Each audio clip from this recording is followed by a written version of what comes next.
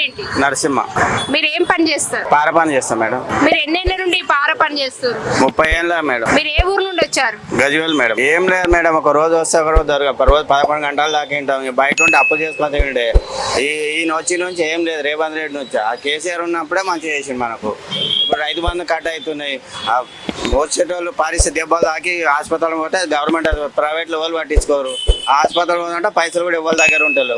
మేము అప్పులు చేస్తే తింటున్నాం కానీ ఒక రోజు దొరుకుతున్నాం, ఒక రోజు దొరుకుతున్నాం. కార్మిక కుటుంబాలకు ఏం చేస్తే బాగుంటది? ఏదో డబ్బుల సాయమో, ఏదో ఇల్లు ఇవ్వాలి, లోను ఏదో ఇవ్వాలి కదా మేడం. బట్టలు ఎట్లా పడతాయి? లేబర్ మేస్తులు కానీ ఎవరు ఎట్లా పడతారు? మీరు ఆ ఊళ్ళో పండు వచ్చి వాళ్ళ పరిస్థితి ఇల్లు కిరాయి కట్టుకొని ఉండాలి. కొన్ని నెలలు ఉంటే వాళ్ళు కాల్ చేసేది ఎటు పోవాలి మేము. కొన్ని నెల జీతాన్ని ఎలా కొట్టేస్తాం మేము, ఎటు పోవాలి ఆ కిరాయిలో.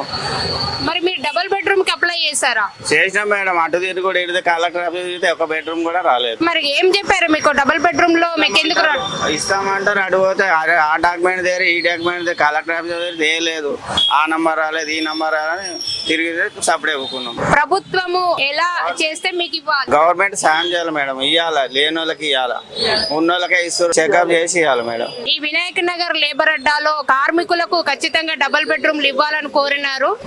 ముఖ్యంగా ఇక్కడి స్థానిక రేషన్ కార్డు, ఆధార్ కార్డు ఉంటేనే మీకు డబుల్ బెడ్రూమ్ ఇస్తాము అనేసి అధికారులు చెప్తున్నారంట.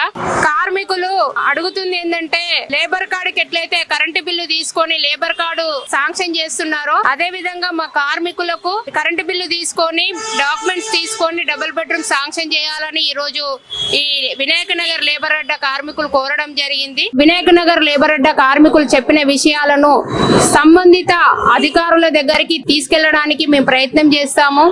ఏవైతే వాళ్ళు ఎక్కువ మంది కార్మికులు ఉచిత లోను అడగడం జరిగింది.